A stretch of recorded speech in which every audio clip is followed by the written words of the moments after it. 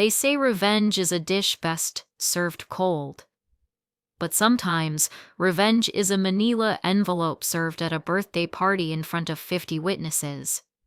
Let me tell you how I destroyed the woman who spent 5 years making my life a living hell. My name is Amanda Foster. I am 31 years old. And this is the story of how my monster of a mother minus love finally got exactly what she deserved.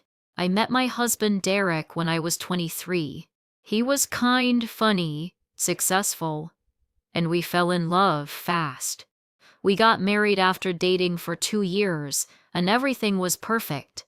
Except for one thing. Patricia. From the moment Derek introduced me to Patricia, she hated me. I am not exaggerating. She took one look at me and I could see the disgust in her eyes. I was not good enough for her precious son. I did not come from money. My parents were middle class. I worked as a nurse at a public hospital. I drove an old Honda. I was not the society wife Patricia had dreamed of for Derek. But Derek loved me, and we got married despite Patricia's very vocal disapproval. She told Derek on our wedding day that he was making the biggest mistake of his life. She wore black to our wedding, like she was in mourning. During her mother of the groom speech, she talked about all the other girls Derek had dated and how wonderful they were. She did not mention me once. I tried to be kind. I tried to win her over. For the first year of our marriage, I sent her flowers on her birthday, invited her to lunch, asked her advice on decorating our home. She rejected every attempt. She would make snide comments about my clothes, my cooking, my job, my family. Nothing I did was ever good enough. Then came the subject of children. Derek and I wanted kids, but we wanted to wait a few years. We wanted to travel, save money, enjoy being married first. But Patricia did not care what we wanted. She started asking about grandchildren at every family dinner. When are you going to give me grandbabies? I am not getting any younger. All my friends have grandchildren already, after 2 years of marriage.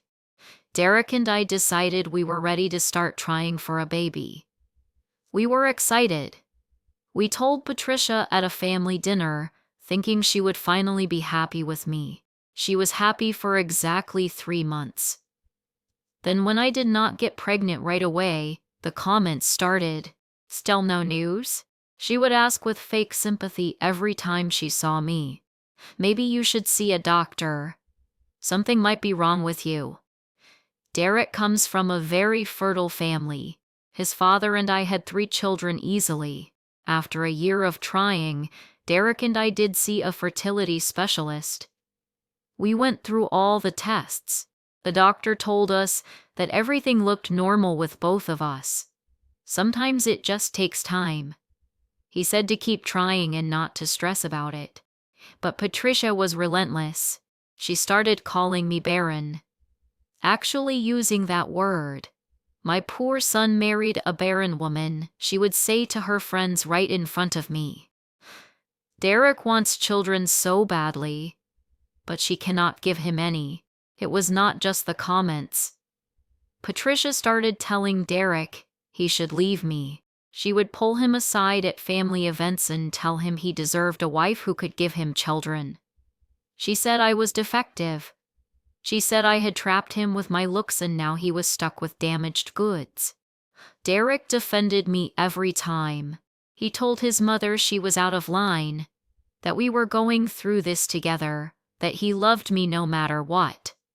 But the words still hurt. Every single comment was like a knife to my heart. I started dreading family gatherings. I would have anxiety attacks before going to Patricia's house. I cried myself to sleep some nights. Derek wanted to cut his mother off completely, but I told him I did not want to be the reason he lost his family. So we kept going to dinners, kept enduring the comments, kept hoping things would change. They did not change. They got worse. After 3 years of trying, I had my first miscarriage. It happened at 10 weeks. I was devastated. Derek and I had finally gotten pregnant. We had told our families, we were so happy. And then I lost the baby. Patricia's response? I am not surprised. I told you something was wrong with her. I wanted to scream at her. I wanted to tell her she was a cruel, heartless witch, but I was too broken. I just cried in Derek's arms while Patricia continued making comments about how this proved I was not meant to have children. 6 months later, I got pregnant again. This time, we did not tell anyone until I was past the first trimester. We were cautious, scared, hopeful. At 13 weeks, we told Derek's family at Sunday dinner. Patricia's face when we told her was strange. Not happy, not excited. Almost annoyed. Well, let us hope this one sticks, she said. You have not had a great track record. I felt Derek tense beside me. Mom, that is enough, he said. I am just being realistic, Derek. To miscarriages, years of trying. I am simply saying we should not get our hopes up, Patricia said with fake concern. I left that dinner early. I sat in the car crying while Derek argued with his mother inside. When he finally came out, he was furious. That is it. I am not subjecting you to her anymore, he said. I said, I do not care. She is toxic. We are done, he said. We stopped going to family dinners. We stopped calling. Patricia called Derek constantly, crying and playing victim, saying she did not understand why we were shutting her out. Derek told her exactly why. He said until she apologized to me and changed her behavior. We were done. She never apologized. My pregnancy progressed. Everything was looking good. At 20 weeks, we found out we were having a boy. Derek was over the moon. So was I. We started setting up a nursery, buying baby clothes, picking out names. Patricia found out through Derek's sister that we were having a boy.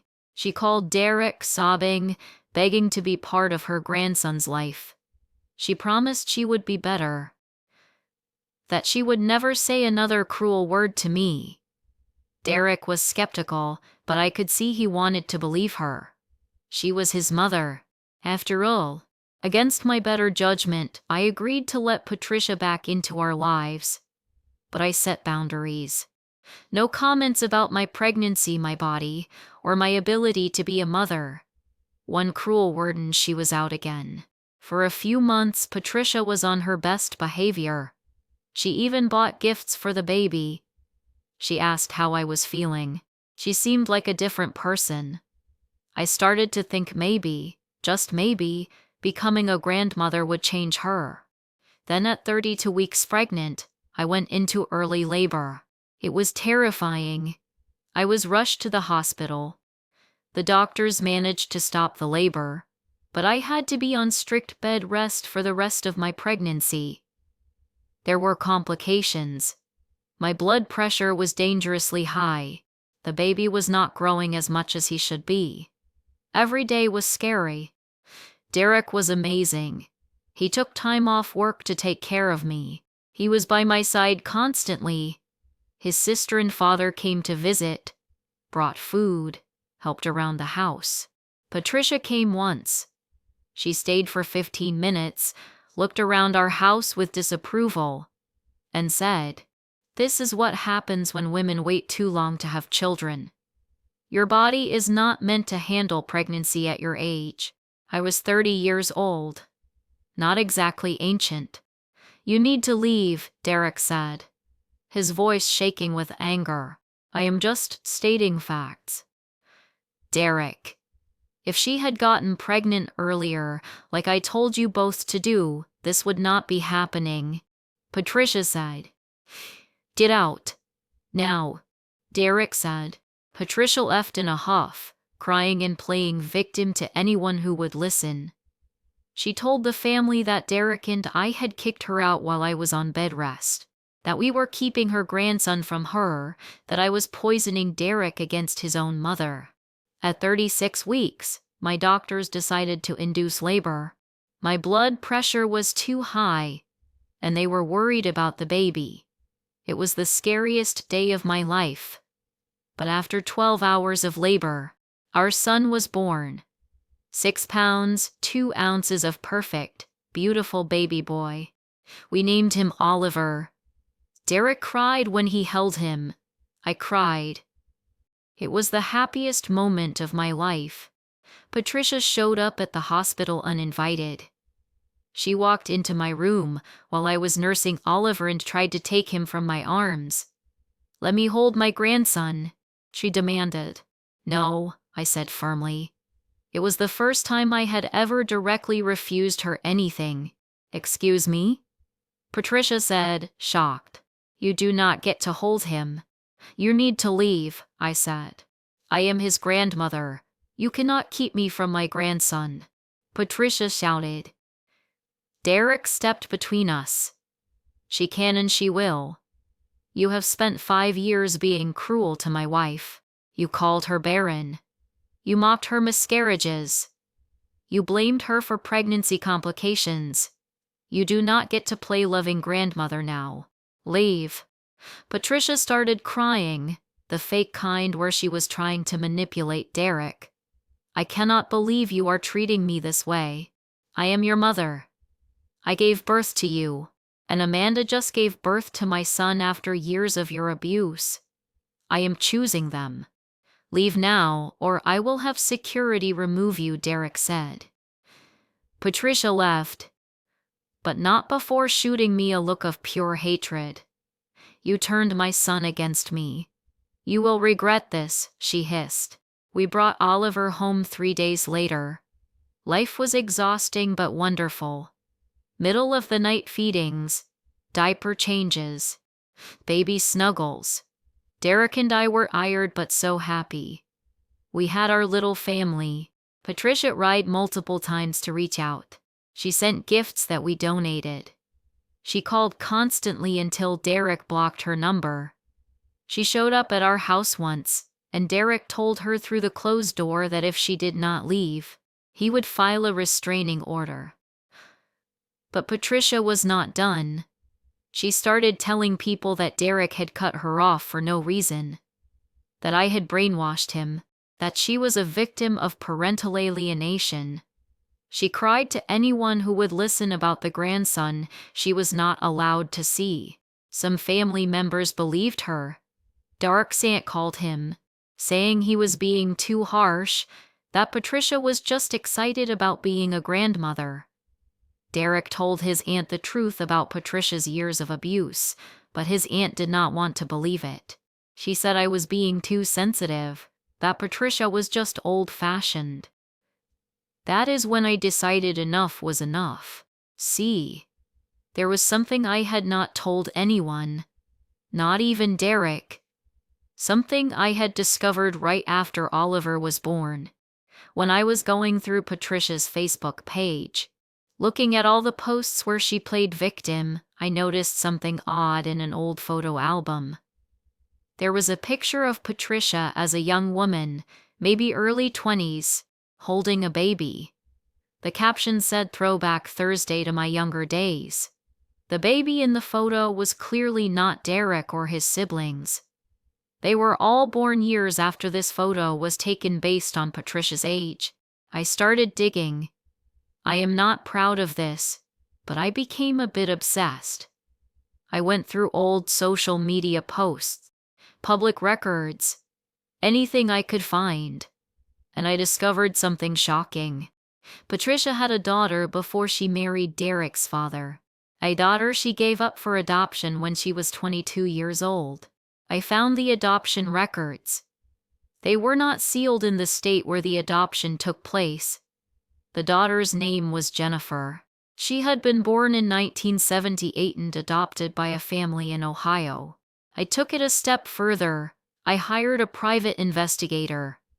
It cost me $1,500 that I paid for with my own money from a savings account Derek did not know about. Within 2 weeks, The investigator found Jennifer. She was living in Columbus, married with 3 kids of her own. I reached out to Jennifer through Facebook. I introduced myself, explained who I was, and asked if she would be willing to talk to me. I was not sure she would respond. But she did, within hours. Jennifer and I talked on the phone for 2 hours. She told me she had always known she was adopted. Her adoptive parents were wonderful people who never hid the truth from her. When she turned 18, she tried to find her birth mother, but Patricia had made it clear through the adoption agency that she did not want contact. Jennifer was now 45 years old. She had 3 children, ages 22, 19, and 16. She said she had made peace with Patricia not wanting a relationship, but it still hurt. She often wondered about her birth mother and if she ever thought about her. I told Jennifer everything. About Patricia's cruelty, about how she called me barren, about how she mocked my miscarriages. I told her how Patricia was playing victim and claiming she was being kept from her grandson. Jennifer was quiet for a long moment. Then she said, "She gave me away and then spent her whole life pretending I never existed." But she is crying about not being allowed to see her grandson. I am sorry for bringing this up. I know it must be painful, I said. Actually, I am glad you found me. I have spent years wondering about her. Now I know exactly who she is. A hypocrite, Jennifer said. We talked for weeks after that, even though we both already knew the truth. Patricia's 65th birthday was coming up. Derek's father was throwing her a big party at their country club. 50 people were invited, including all the family members who had been listening to Patricia's victim story for months. Derek did not want to go. "I am not celebrating that woman," he said. "I think we should go," I said. Derek looked at me like I was crazy. "After everything she has done to you? No way. Trust me." "I have a plan," I said. Derek was skeptical, but he agreed. We got a babysitter for Oliver and went to the party. Patricia's face lit up. She thought we were there to reconcile. She rushed over to us, fake ears streaming down her face. "Derek, Amanda. Oh, I am so happy you came. Does this mean you forgive me? Can I finally meet my grandson?" Patricia gushed. "We are here for your birthday." "Patricia." "That is all," I said coldly. The party went on. Patricia made a speech about how family is the most important thing in the world, how she cherished her children and grandchildren more than anything. She made a point of looking at me when she said grandchildren, her eyes full of accusation. When it was time for gifts, Patricia opened presents from various family members. Expensive jewelry, gift cards, flowers. She smiled and thanked everyone graciously. Then I stepped forward with my gift, a simple manila envelope. "I have something special for you, Patricia," I said loudly enough for everyone to hear. Patricia took the envelope, confused. "What is this?" "Open it," I said. The room went quiet. Everyone was watching. Patricia opened the envelope and pulled out the contents. Photos. DNA test results. Adoption records. The color drained from Patricia's face. Her hands started shaking. "What is this?" "That is your daughter, Jennifer. The one you gave up for adoption 43 years ago and have pretended does not exist ever since," I said clearly. The room erupted. Family members started talking all at once. Patricia's sister gasped. Derek's father looked confused. "You gave up a baby?" Derek said, shocked. "And not just that," I continued. "Jennifer has 3 children. Your biological grandchildren, Patricia." They are 22, 19, and 16 years old. You have spent the last 5 years calling me barren, telling me I am defective, mocking my miscarriages. But you gave away your own daughter and her children. You have 3 grandchildren you have never met, never acknowledged, never even told your family about. Patricia was sobbing now, the real kind. How did you? Where did you? Jennifer has known about you her whole life. She tried to contact you when she was 18, but you rejected her. She has spent decades wondering why her birth mother did not want her. And meanwhile, you have been playing the victim grandmother who is being kept from her grandson, I said. You had no right. Patricia screamed. I had every right. You have spent years torturing me, calling me names, making me feel worthless because I could not get pregnant fast enough for you. But you are the one who should be ashamed. You gave away a child and then spent your whole life acting like she never existed. And now you want to lecture me about family, I said. Derek was staring at his mother with disgust. Is this true? Do I have a sister? Patricia could not speak. She was crying too hard. Derek's father confirmed it. It was before we met. She was young. She made a mistake. We agreed never to talk about it, he said quietly. A mistake? I sighed. Jennifer is not a mistake. She is a person. A person with feelings who spent her whole life wondering why she was not good enough for her mother to keep her. I pulled out my phone and showed Patricia a photo. This is Jennifer and her 3 children. Age 22, studying to be a doctor. This is Marcus, 19. Just started college. And this is Sophie, 16, who plays piano and wants to be a music teacher. These are your grandchildren, Patricia. The ones you abandoned. Patricia lunged at me. Lunged, trying to grab my phone. Derek stepped between us. Do not touch her, he said. She ruined my birthday.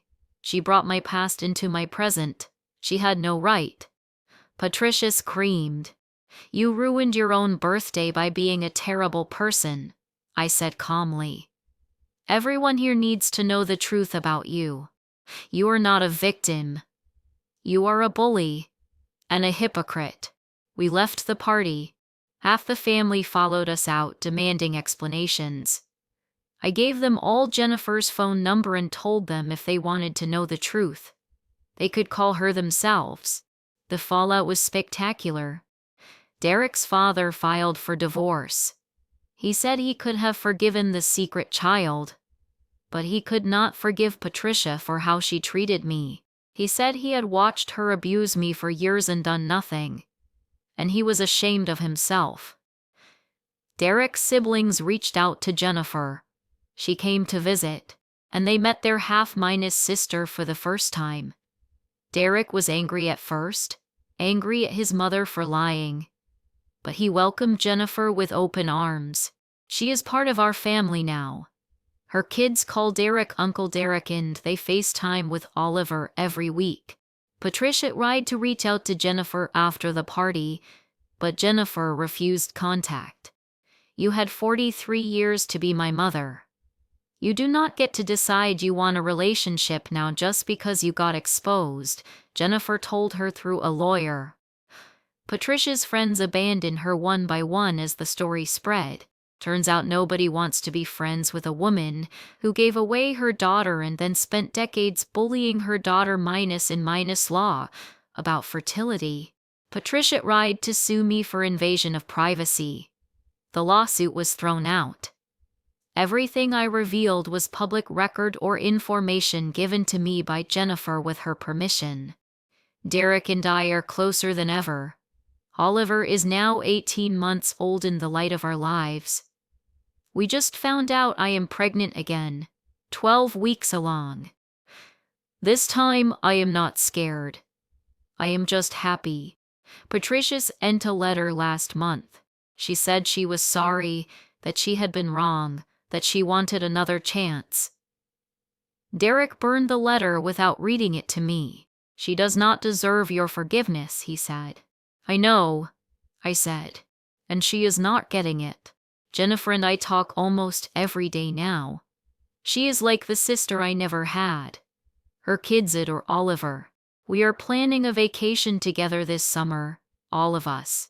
As for Patricia, last I heard she moved to Florida to live near her sister. She tells people her son abandoned her, that her evil daughter minus law destroyed her family. She still plays the victim. But the truth is out there now. Everyone who matters knows what kind of person she really is. Do I feel bad about what I did? Not even a little bit. Patricia spent 5 years making my life hell. She mocked my pain, my miscarriages, my struggles. She called me barren and defective and told her son to leave me. She deserved to be exposed. She deserved to have her hypocrisy revealed in front of everyone she cared about. Some people say I went too far, that I should have been the bigger person. But being the bigger person just means letting bullies get away with their behavior. Sometimes you have to fight back. Sometimes you have to serve justice yourself because nobody else will do it for you. Patricia called me barren. But I gave birth to a beautiful boy and I am pregnant with our second child. Patricia abandoned her daughter. But I welcomed Jennifer into my family, and now she is part of our lives forever. Patricia tried to destroy me. Instead, I exposed her. And I would do it again in a heartbeat. That manila envelope at her birthday party was not revenge. It was justice. And it was the best gift I ever gave anyone, including myself.